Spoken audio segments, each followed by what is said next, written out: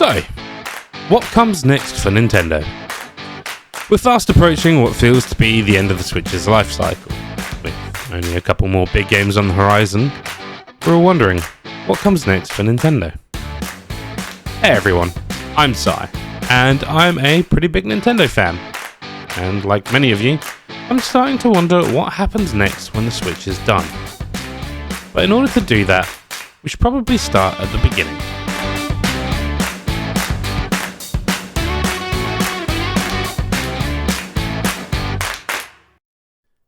The Switch released in 2017, using an NVIDIA Tegra chip to offer what was at the time a truly unique experience.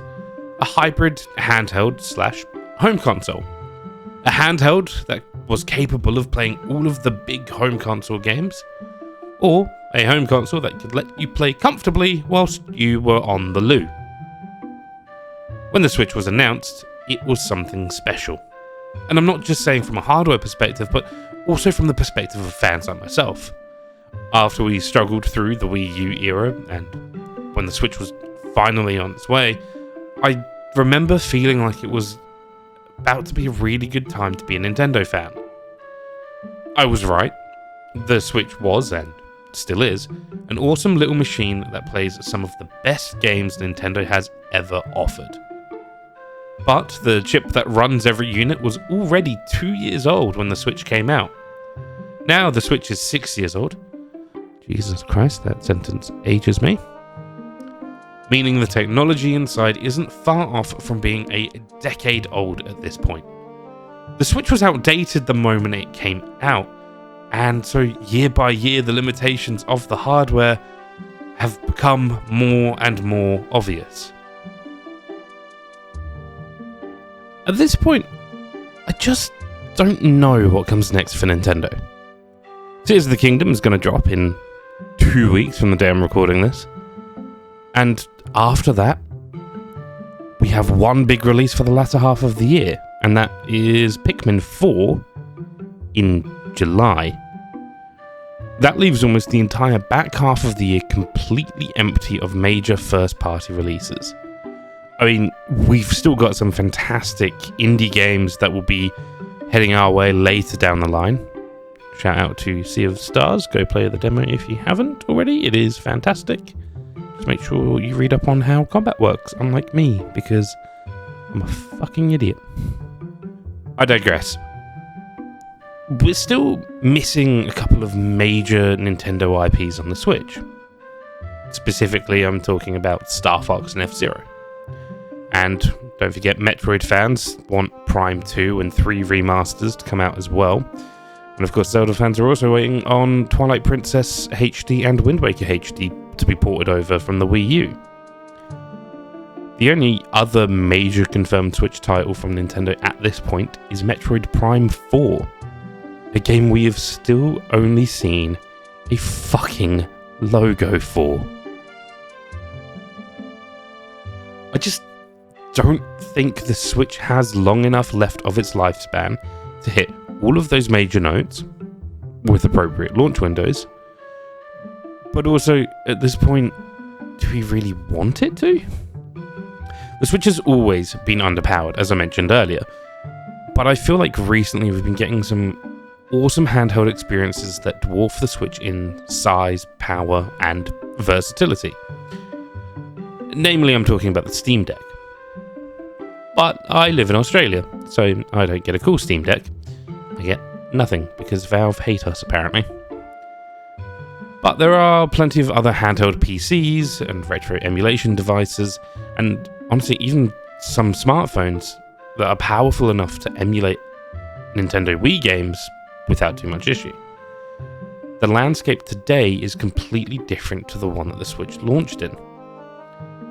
And by that, I mean, if you think about it, at the time that the Switch launched, they still had the 3DS operating as their primary handheld device for a couple of years until it phased out.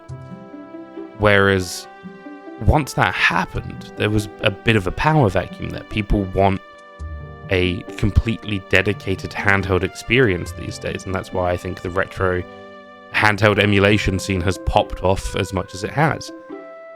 It's to fill that sort of void. Don't get me wrong, the Switch obviously does do some of that itself, but it isn't consistent enough. Nowadays, if I buy a mid-ranged handheld PC and it doesn't run a large portion of games at 1080p and 60 frames per second, I'd consider it to be underpowered.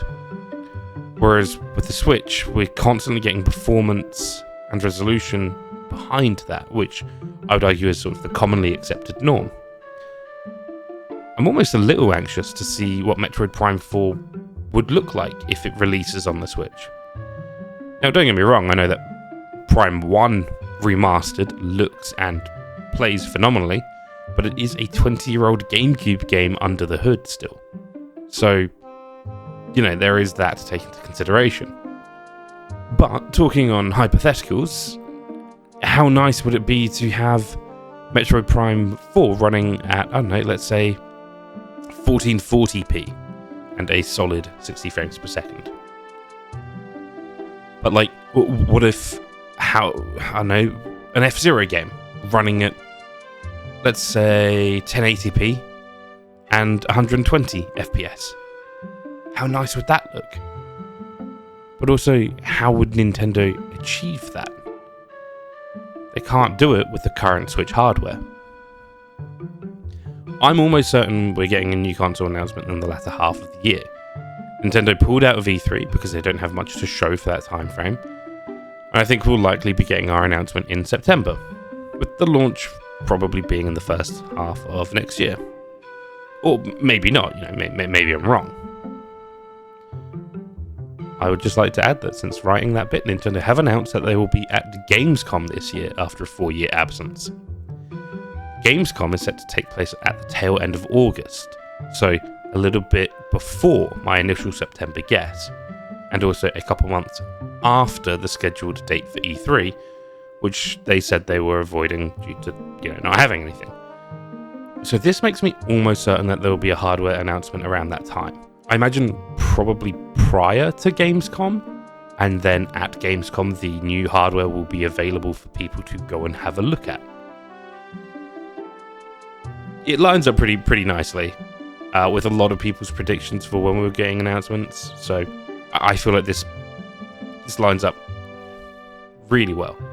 And also we've seen that Nintendo are posting job positions, and in the job descriptions it mentions working with current and new upcoming Nintendo hardware. That's a pretty good indicator to me that we're getting something new.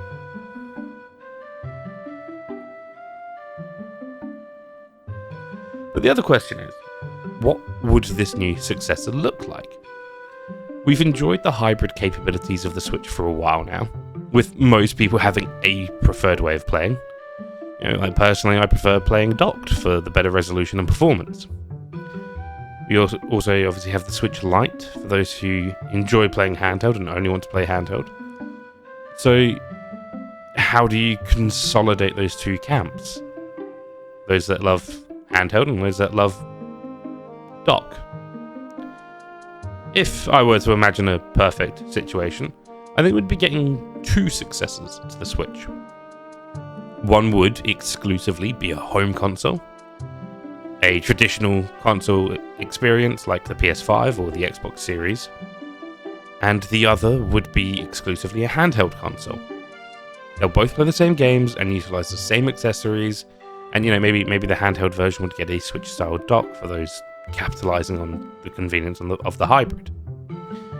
But I feel like more hardcore gamers, TM, would probably benefit the most from the home console successor. Let's call it, everyone's calling the successor the Switch 2, so we'll call this version the Switch 2 Pro. Maybe it'll be capable of some of the benchmarks that I dream of for Metroid and F-Zero, consistent 1440p resolution at 60, or dropping the resolution to 1080p to achieve higher frame rates. Whereas for the handheld successor, we'll call it the Switch Lite, the Switch 2 Lite, or Switch Lite 2, whatever. Maybe that will have the nice OLED panels that we're seeing in current Switch models, and hopefully we'd see something that would be capable of consistently hitting, at a minimum, 1080p and 60 frames per second. You know, maybe 1440p with a slightly lower frame rate if it is a purely dedicated handheld system. Of course, if a dock does become a thing for this, I would hope it would work in very much the same as the current Switch dock and boost the performance a little bit, but obviously not too dramatically. But at the end of the day, what's really the right move for Nintendo, apart from running a hacker into bankruptcy for the rest of his life and attacking YouTubers because no one hates Nintendo fans more than Nintendo? They've been doing really well with the success of the Switch, but all good things must come to an end, and they seem like they're trying to burn that goodwill out pretty quickly. Personally, I hope whatever Nintendo's next move is, it's the right one for current consumers. I'm talking about things like backwards compatibility, cross-gen saves, stuff like that. If Tears of the Kingdom is available on the Switch successor, I'd love to be able to carry over my save file. Same thing with Metroid Prime Remastered, things like that.